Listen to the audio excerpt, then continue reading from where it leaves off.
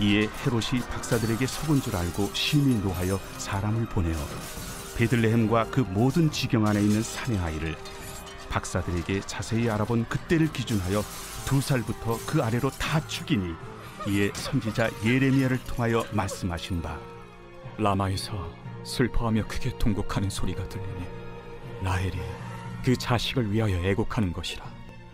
그가 자식이 없으므로 위로받기를 거절하였도다. 함이 이루어졌느니라. 오늘 이 밤에도 하나님의 말씀을 사모해서 이 예배의 자리로 오신 성도님들을 환영하고 축복합니다.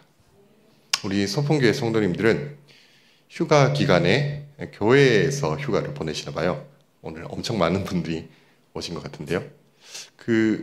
오늘 아침에 집에 새벽 예배를 마치고 집으로 가는데, 집으로 가는 길에 차가 없는 거예요. 원래 출근 시간이라서 차가 있어야 되는데, 그래서 다 휴가를 가셨구나라고 생각을 했는데, 또 예배의 자리에 이쪽은 헐빈한데 저기 뒤쪽에 많이 계세요. 예, 뒤쪽에 많이 계셔가지고 많이들 오셨습니다. 감사합니다.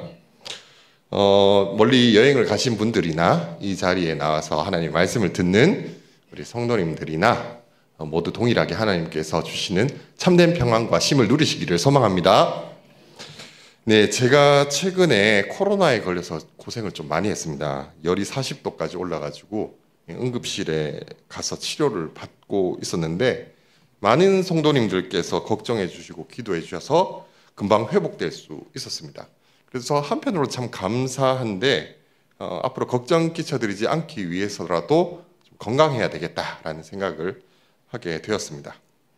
우리가 살면서 나 자신이나 가족이 아프거나 힘든 상황이 생기면 마음 깊은 곳에서 이런 생각이 올라올 때가 있습니다. 내가 이렇게 힘든데 하나님께서는 뭐 하고 계실까라는 생각이 들 때가 있습니다. 부끄럽지만 목회자인 저도 코로나에 걸려서 오한으로 온몸이 덜덜 떨리니까 이게 얼마나 추웠는지 그 속옷을 입고 겨울바다에 서 있는 약간 그런 느낌이었습니다. 그래서 진짜 몸이 벌벌벌 떨렸는데, 그렇게 되니까 처음에는 하나님 도와주세요라고 기도를 했거든요. 근데 어느 순간 하나님 뭐 하고 계세요? 이런 기도가 나오고, 하나님 빨리 좀 조치를 취해 주세요라는 그런 불평 어린 기도가 나왔던 기억이 있습니다.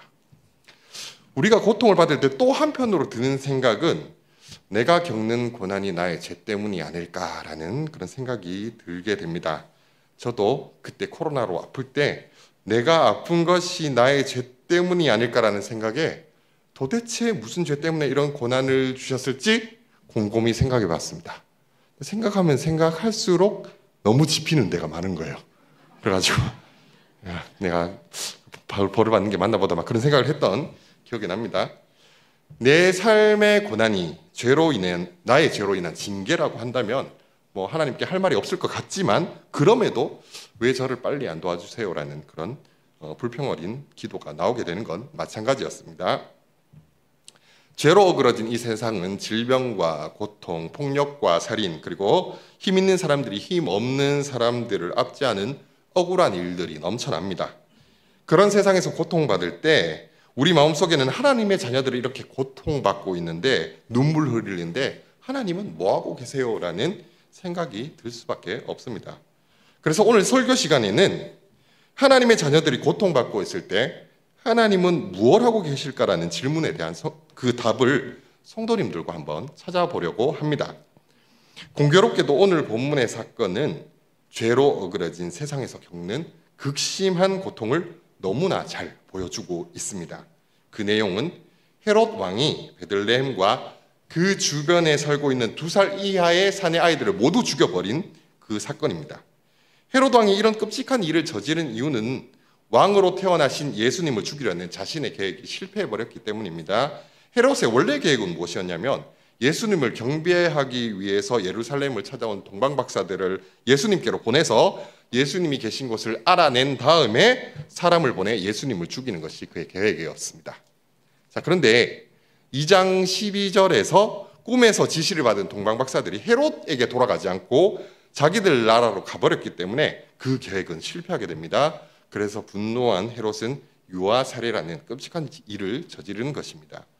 자, 그런데 오늘 본문 16절을 보시면 아이들을 죽일 때 박사들에게 자세히 알아본 그때를 기준해서 2살부터 그 아래로 다 죽였다라고 기록하고 있습니다.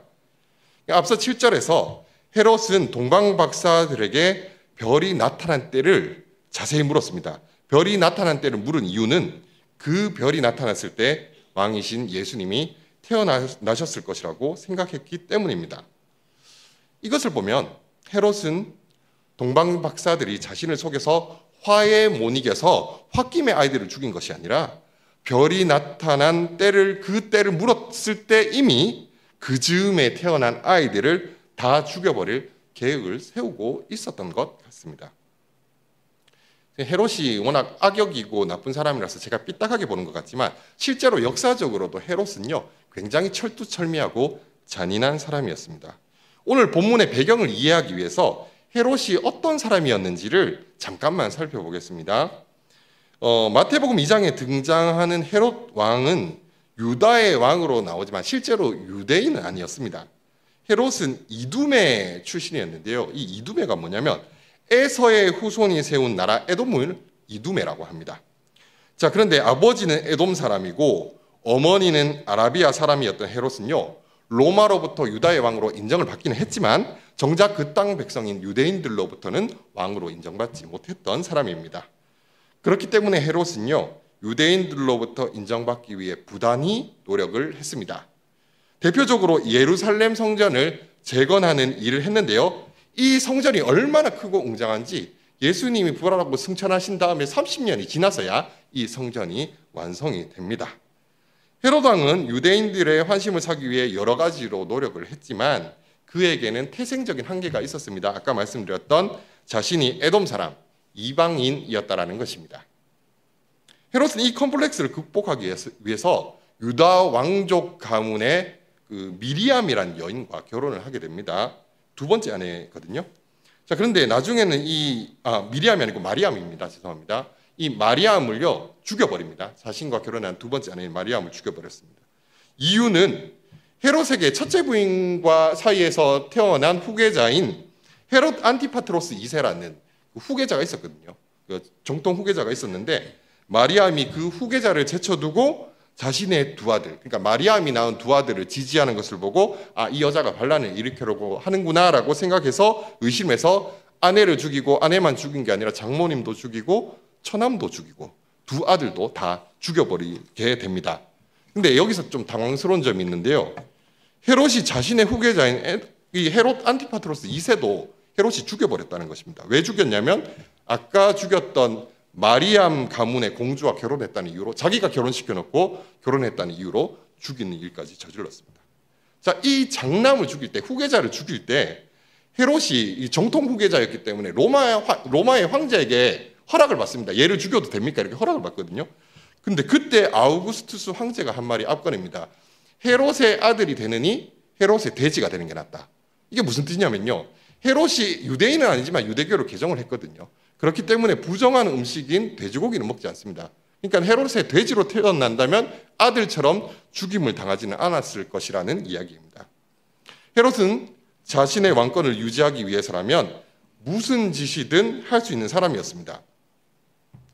예수님이 태어나실 당시에 헤롯은 왕으로 통치한 기간이 40년이 넘었거든요. 굉장히 노년이었습니다. 그런데도 이 헤롯 왕의 자신의 왕권에 대한 그 집착은 더 심해져만 갔습니다. 헤롯이 어떤 사람인지를 보여주는 예를 한 가지만 더 말씀드리겠습니다. 헤롯은 자신이 죽게 되었을 때 사람들이 자신의 죽음을 슬퍼하기를 원했어요.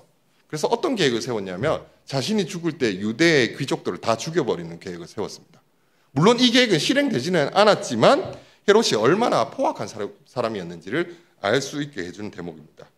자, 그런 헤롯에게 베들레헴의 2살 이하의 어린아이들을 죽이는 일은 눈 하나 깜짝하지 않고 실행할 수 있는 일이었을 것입니다.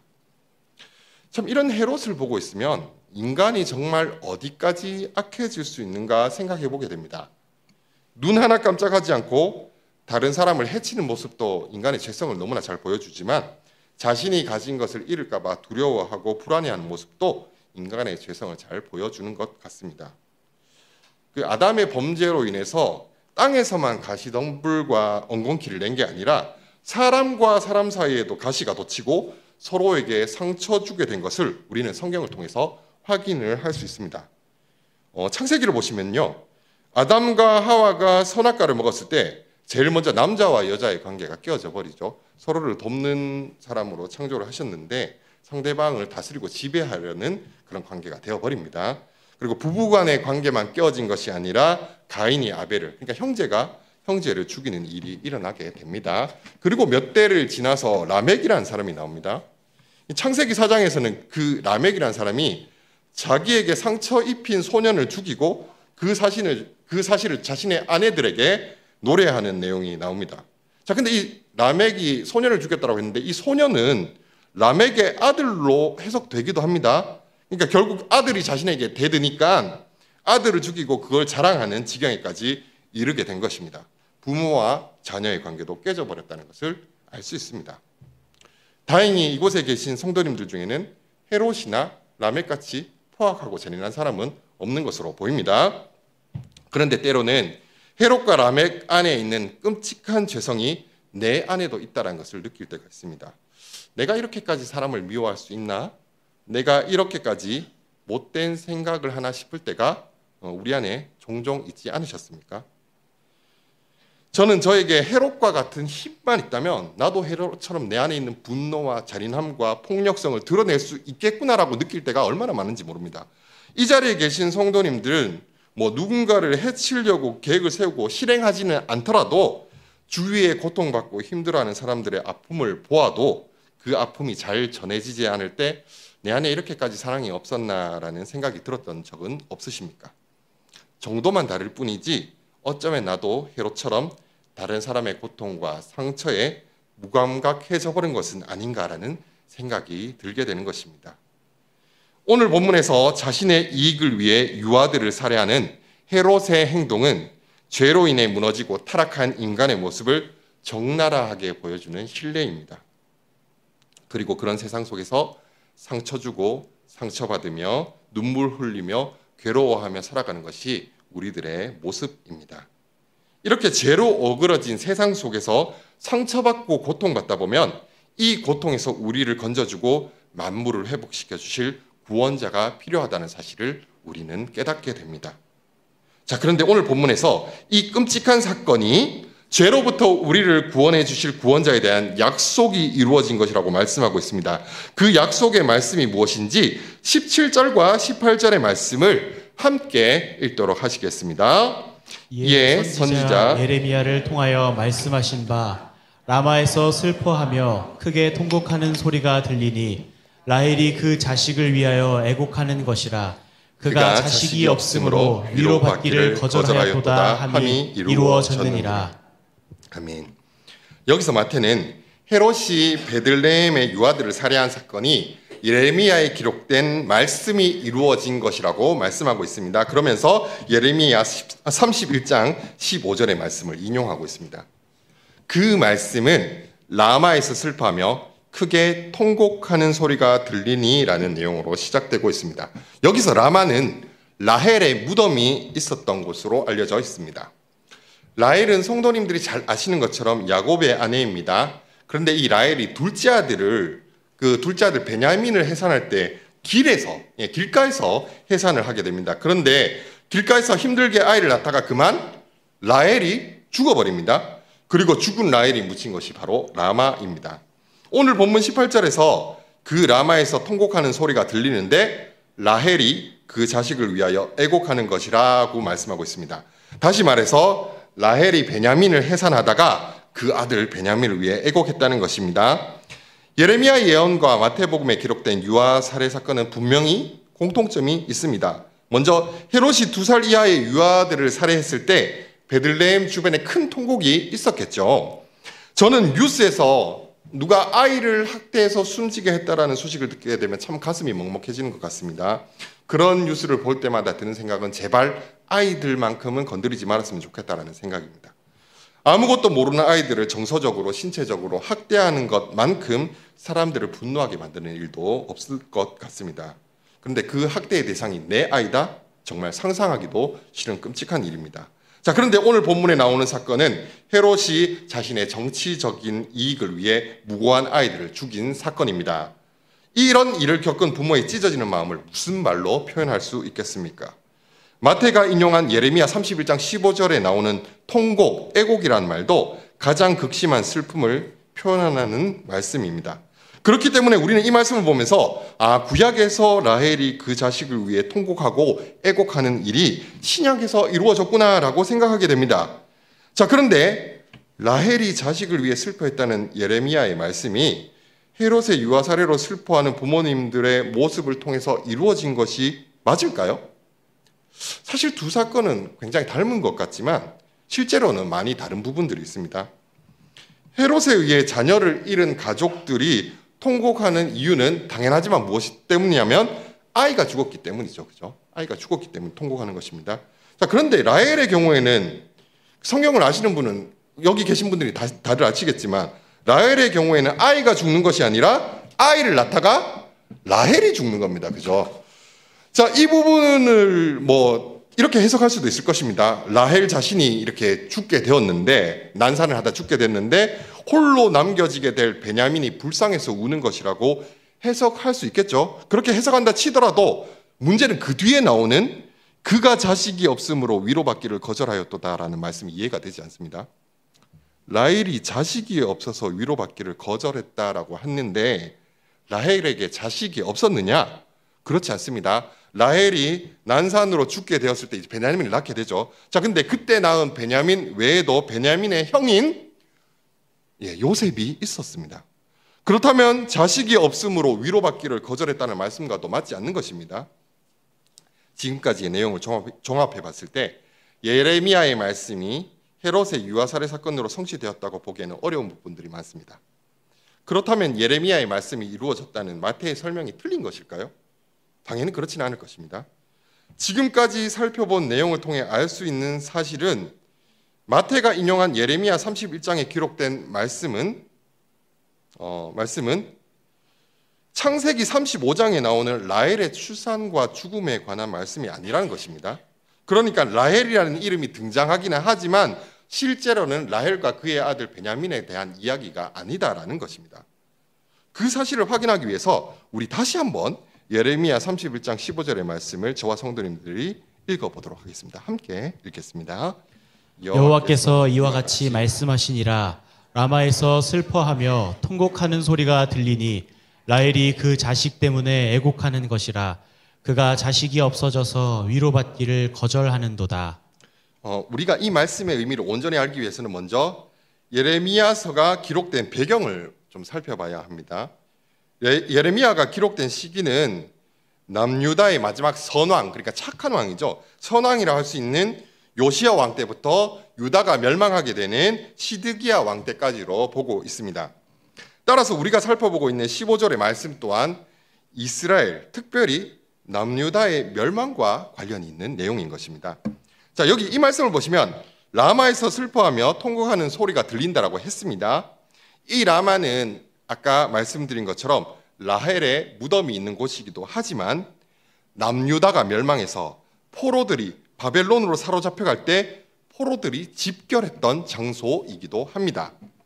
바벨론에 포로들을 데리고 갈 때 말에 태워서 데리고 가진 않았겠죠. 영화에서 보던 것처럼 포로끼리 손을 묶던지 족쇄를 채우든지 해서 바벨론까지 끌고 가야 하는데 그 일을 준비하기 위해서 포로들을 소집한 곳이 바로 라마입니다. 그렇다면 라헬이 우는 이유는 무엇일까요? 라마가 베냐민 지파의 땅이거든요.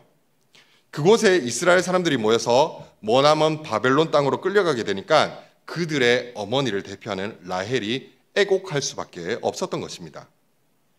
그 서울 강북구 미아동에는 단장의 미아리 고개라는 곳이 있습니다. 이 단장의 미아리 고개라고 할 때 단장이 무슨 뜻인지 아시는 분이 계실 것입니다. 이 단장은 머리를 예쁘게 꾸미거나 옷을 꾸미는 그런 단장은 아니고요. 창자가 끊어지는 것을 뜻하는 단장입니다. 이 단장이란 말이 어디서 나온 말인지 제가 조금 설명을 드리겠습니다. 옛날 중국에 진나라의 환온이라는 높은 관리가 있었습니다. 이 환온이 병사들을 배에 태워서 총나라라는 그 나라를 이제 공격하러 가고 있었습니다. 이 강을 따라서 이 배를 타고 쭉 가고 있는데 그 아주 울창한 숲이 나와서 거기에 배를 대놓고 병사들과 이 환온이 함께 이렇게 휴식을 취하고 있었습니다. 자, 그런데 한 병사가 원숭이 새끼 한 마리를 그 숲에서 가지고 오거든요. 그 원숭이를 품에 안고 이렇게 돌아왔습니다. 그리고 그 원숭이를 태우고 새끼 원숭이를 태우고 배가 출발을 하게 됩니다. 자, 그런데 이렇게 배가 출발하니까 뒤에서 어미 원숭이가 막 울부짖으면서 배를 쫓아오는 것입니다. 환호는 그 모습을 보고 저러다가 말겠지 생각을 했는데 이 어미가 포기하지 않고 계속해서 배를 따라서 오는 것입니다. 자, 그렇게 어미 원숭이가 100여리가 넘는 거리를 소리 지르며 쫓아왔다고 합니다. 그리고 이제 강이 좁아지는 곳에서 이제 배가 좀 느려지니까 거기서 풀쩍 뛰어올라 가지고 배에 어미 원숭이가 올라타서 그리고 마침내 새끼를 껴안습니다. 자, 근데 그 순간 어미 원숭이가 숨이 끊어지고 말았습니다. 이 사람들이 병사들이 이 원숭이가 왜 갑자기 죽었는지 궁금한 거예요. 그래서 이 원숭이의 배를 갈라봤는데요. 이 원숭이 뱃속에 창자가 토막토막 끊어져 있었던 것입니다. 이 새끼 원숭이를 잃은 어미의 슬픔이 너무 큰 나머지 창자가 다 끊어져 버린 것이에요. 그 이후로 창자가 끊어질 듯이 아픈 슬픔을 단장의 슬픔이라고 표현하게 된 것입니다. 그럼 단장의 미아리 고개는 왜 이렇게 부르냐면요. 이 고개를 따라서 병자호란 때 청나라군이 넘어옵니다. 그리고 6.25 때 중공군과 북한군이 넘어왔거든요. 그로 인해서 많은 사람들이 죽고 사로잡혀간 슬픔과 아픔이 있는 곳이기 때문에 그렇게 부르는 것입니다. 한국에 단장의 미아리 고개가 있다면 남유다에는 단장의 라마 고개가 있는 것입니다. 이 라마라는 말 자체가 높은 곳, 고개라는 뜻입니다. 포로들이 바벨론으로 잡혀간 아픔이 있는 고개가 바로 이 라마인 것입니다. 자, 이런 상황을 생각해 보면 그가 자식이 없어져서 위로받기를 거절하는도다라는 말씀도 이해가 됩니다. 수많은 라헬의 자식들이 바벨론으로 끌려가서 다시는 볼 수 없게 되니까 위로받기를 거절하고 애곡하는 것 아니겠습니까? 자, 이제 애곡하는 라헬이 누군지는 분명해졌습니다. 머나먼 타국으로 끌려가서 다시는 만날 수 없는 자식들을 생각하며 눈물을 흘리는 수많은 이스라엘의 어머니들이 바로 라헬이라는 것입니다. 그리고 이 어머니의 마음은 헤롯의 유아 사례로 아이를 잃어 다시는 만날 수 없게 된 어머니의 마음과도 같을 것입니다. 자, 그렇다면 예레미야의 말씀은 예수님 탄생 당시 헤롯의 유아 사례를 통해서 이루어진 것이 맞습니다. 자, 예레미야의 말씀에 나오는 라헬은 자녀들을 타국에 포로로 보내야만 하는 남유다의 어머니들이었습니다. 자녀가 포로로 잡혀갈 때 누구보다 슬퍼할 사람은 자녀를 낳은 어머니이지 않겠습니까? 지금까지 살펴본 내용을 통해서 예레미야의 말씀이 헤롯의 유아 사례를 통해서 이루어졌다는 사실을 확인할 수 있었지만 설교 처음에 말씀드렸던 하나님의 자녀가 고통받을 때 하나님은 무엇을 하시는가에 대한 답은 아직 찾지 못했습니다. 억울하게 자녀를 잃는 부모의 애끓는 통곡 소리에도 하나님께서 뭘 하셨다는 내용은 전혀 나오지 않고 있습니다. 자, 그런데 자신이 낳은 자녀를 포로로 떠나보내면서 창자가 끊어질 정도로 아파하고 통곡하는 또 다른 누군가가 오늘 본문에서 인용하고 있는 예레미야 31장에 등장하고 있는데요. 그분은 누구일까요? 그것을 확인하기 위해서 예레미야 31장 20절의 말씀을 저와 성도님들이 함께 읽으시겠습니다. 에브라임은 나의 사랑하는 아들, 기뻐하는 자식이 아니냐. 내가 그를 책망하여 말할 때마다 깊이 생각하노라. 그러므로 그를 위하여 내 창자가 들끓으니 내가 반드시 그를 불쌍히 여기리라. 여호와의 말씀이니라. 여기 보시면요, 이스라엘 백성들이 포로로 잡혀갈 때 창자가 들끓도록 괴로워하는 분이 나오고 계십니다. 그분은 여호와 하나님이십니다. 여호와 하나님이 이처럼 창자가 들끓도록, 창자가 끊어지도록 아파하시는 이유는 이스라엘 백성들은 하나님이 낳은 자녀들이기 때문입니다. 이사야 49장 15절에서는 이렇게 말씀하고 있습니다. 함께 읽겠습니다. 여인이 어찌 그 젖먹는 자식을 잊겠으며 자기 태에서 난 아들을 긍휼히 여기지 않겠느냐. 그들은 혹시 잊을지라도 나는 너를 잊지 아니할 것이라. 여기에 있는 모든 어머님들 중에 자기 자녀가 눈에 안 보인다고 잊어버릴 분이 어디 있습니까? 그런데 그런 어머니가 자식을 잊을지라도 하나님 그분의 자녀들을 잊지 않으신다고 말씀하고 있는 것입니다. 이 자리에 계신 저와 성도님들은 하나님의 자녀들이신 줄로 믿습니다. 아멘. 자녀인 우리가 슬픔으로 눈물 흘리고 있는데 하나님은 침묵하고 계신 것처럼 느껴질 때가 있습니다. 마치 우리를 잊어버리신 것처럼 보일 때가 있습니다. 그러나 하나님은 결코 그분의 자녀들을 잊어버리지 않으시고 자녀의 고통을 모른 척하지 않으십니다. 우리가 아프면 아버지 되시는 하나님은요, 창자가 끊어질 정도로 더 아파하고 계신다는 사실을 하나님께서 우리를 향해 직접 말씀하고 계시는 것입니다. 그런데 하나님께서 포로로 잡혀가는 이스라엘 백성들을 바라보며 이렇게 아파하시는 또 하나의 이유가 방금 읽었던 20절에 나오는데요. 예레미야 31장 20절의 말씀을 한 번만 더 띄워주시기를 바랍니다. 우리 이 말씀을 함께 읽도록 하겠습니다. 함께 읽겠습니다. 에브라임은 나의 사랑하는 아들, 기뻐하는 자식이 아니냐. 내가 그를 책망하여 말할 때마다 깊이 생각하노라. 그러므로 그를 위하여 내 창자가 들끓으니 내가 반드시 그를 불쌍히 여기리라. 여호와의 말씀이니라. 네, 20절을 보시면 내가 그를 책망하여 말할 때마다 깊이 생각하노라 라고 말씀하고 있습니다. 이게 무슨 말이냐면 이스라엘이 망하고 백성들이 포로로 사로잡혀간 것이 하나님께서 하신 일이라는 것입니다. 성도님들, 그토록 사랑하는 자신의 자녀들을 벌 주기 위해서 타국으로 포로로 보내야만 하는 아버지 하나님의 마음이 어땠을 것이라 생각하십니까? 자녀들에게 벌을 줘보신 분들은 그 마음을 이해하실 것입니다. 혹은 자녀가 없으시더라도 자신을 벌하는 부모님의 슬픈 눈빛과 떨리는 손을 본 사람들은요, 그 마음이 어떤 마음인지 이해하실 것입니다. 이 자리에 자녀를 혼내고 벌 주면서 그동안 자녀에게 쌓였던 스트레스가 확 날아가시는 분들이 계십니까? 절대로 그렇지 않습니다. 자녀를 때리는 내 손이 더 아픈 그런 경험을 해보신 적 있으십니까? 저는 얼마 전에 제 아들을 회초리로 때린 적이 있습니다. 거의 한 2년, 3년 만에 처음으로 회초리로 때린 것 같은데, 어떤 일 때문에 이 아이를 벌주기로 결심하고 나서 저는 회초리로 쓸 무언가를 찾기 위해 방을 뒤지기 시작했습니다. 그렇게 찾아낸 것이 장난감 칼의 칼집이었어요. 당연하지만 그것보다 아픈 회초리는 방 안에 얼마든지 있었습니다. 저는 이 아이를 때려가지고 애가 너무 또 세게 맞아가지고 트라우마가 생길까 봐 그걸로 아들을 때리기 전에 저를 때려봤습니다. 얼마나 아픈지를 확인하기 위해서, 테스트를 하기 위해서. 그래서 이 정도면은 때려도 되겠다 싶어가지고 그걸로 이제 아들을 때리는데, 종아리를 때리면서 무슨 생각을 했냐면 제발 빨리 잘못했다고 해라라는 생각하면서 때렸습니다. 왜냐면요, 잘못했다고 하면 즉시 때리는 것을 멈출 수가 있거든요. 그분의 자녀들을 보라는 하나님의 마음은 어땠을까요? 공의의 하나님이시니까 눈 하나 깜짝하지 않고 이스라엘 백성들을 후드로 패셨을까요? 절대 그렇지가 않다라는 것입니다. 그분은 공의의 하나님이신 동시에 사랑의 하나님이시기 때문입니다. 하나님은 우리가 잘못해서 벌 주시면서도, 잘못했기 때문에 벌 주시면서도 자녀들이 어떻게 자신의 죄를 뉘우치고 나에게 다시 돌아오게 만들까를 고민하시는 분이 하나님이십니다. 왜 이런 고민을 하시냐면 벌을 주는 목적이 우리를 망하게 하는 것이 아니라 우리가 죄를 버리고 하나님께로 돌아오게 만드는 것이고, 하나님께로 돌아올 때 우리를 즉시 회복시켜 주실 수 있기 때문입니다. 이것이 우리가 죄로 인해서 하나님으로부터 징계를 받을 때에도 낙심하지 않을 수 있는 이유입니다. 하나님께서 주시는 고난은 우리를 회복시키기 위한 고난입니다. 예레미야 31장을 보시면 하나님은 이스라엘을 벌하시면서 그들을 회복시켜 주실 모든 계획을 이미 세워놓으셨습니다. 그 계획이 무엇인지 예레미야 31장 33절의 말씀을 우리가 함께 읽도록 하시겠습니다.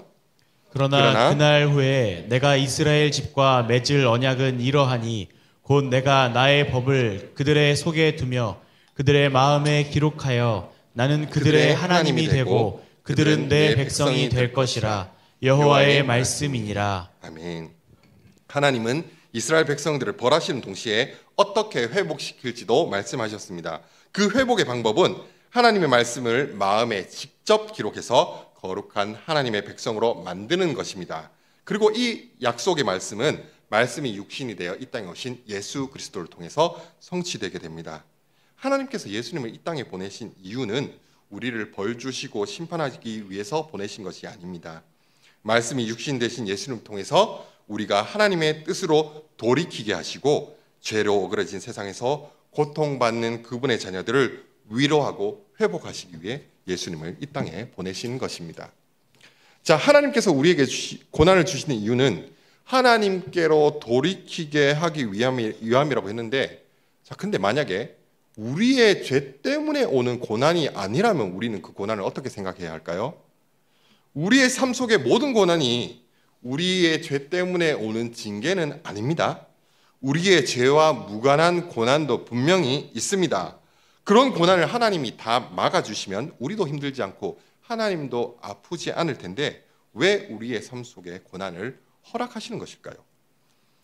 그 이유는 우리의 죄로 인한 고난이든 그렇지 않은 고난이든 하나님께서 그분의 자녀들에게 고난을 허락하시는 중요한 목적이 있기 때문입니다. 그 목적이 무엇인지 예레미야 31장 34절의 말씀을 함께 읽도록 하겠습니다. 함께 읽겠습니다. 그들이 다시는 각기 이웃과 형제를 가리켜 이르기를 너는 여호와를 알라 하지 아니하리니 이는 작은 자로부터 큰 자까지 다 나를 알기 때문이라. 내가 그들의 악행을 사하고 다시는 그 죄를 기억하지 아니하리라. 여호와의 말씀이니라. 아멘. 하나님께서 그분의 자녀들에게 고난을 허락하시는 이유, 고난의 가장 큰 목적은 우리가 그 고난을 통과하면서 하나님을 깊이 알게 되기를 원하시기 때문입니다. 우리가 잘 아는 욥은 하나님께 큰 고난을 받을 만한 죄를 짓지 않았습니다. 그럼에도 욥에게 고난을 허락하신 이유는 욥이 하나님께로 돌이키도록 하기 위함도 아니고 욥의 재산을 2배로 회복시켜 주시기 위함도 아니었습니다. 하나님께서 욥에게 고난을 허락하신 진짜 목적은 모든 고난의 과정을 통과하고 난 욥의 고백을 통해서 알 수 있는데요. 그 욥의 고백을 제가 읽어드리겠습니다. 내가 주께 대하여 귀로 듣기만 하였사오나 이제는 눈으로 주를 배옵나이다. 아멘. 저와 성도님들이 하나님께서 허락하신 고난의 때를 지나게 될 때 그 고난을 통해서 하나님이 어떤 분이신지와 나를 향하신 하나님의 사랑이 얼마나 크고 깊은지를 깨닫게 되는 은혜가 있기를 소망합니다. 말씀을 마무리하겠습니다. 세상이 주는 고통 속에 눈물 흘리는 라마의 어머니들은 죄로 인해 어그러진 세상 속에서 눈물 흘리는 우리의 모습이었습니다. 우리가 세상 속에서 고통당하며 눈물 흘릴 때 하나님은 창자가 끊어지는 듯한 더 큰 아픔으로 함께 아파하십니다. 죄악된 세상 속에서 내 자녀가 고통받고 힘들 바에 오히려 하나님 자신이 고통받는 것이 더 낫다고 생각하셨기에 예수 그리스도께서 우리의 죄를 대신해서 십자가에 피 흘려 죽으신 것입니다. 우리를 구원하시기 위해 그분의 아들까지도 내어주신 하나님의 깊은 사랑이 고난 가운데 계신 성도님들의 위로와 소망이 되시기를 간절히 바랍니다.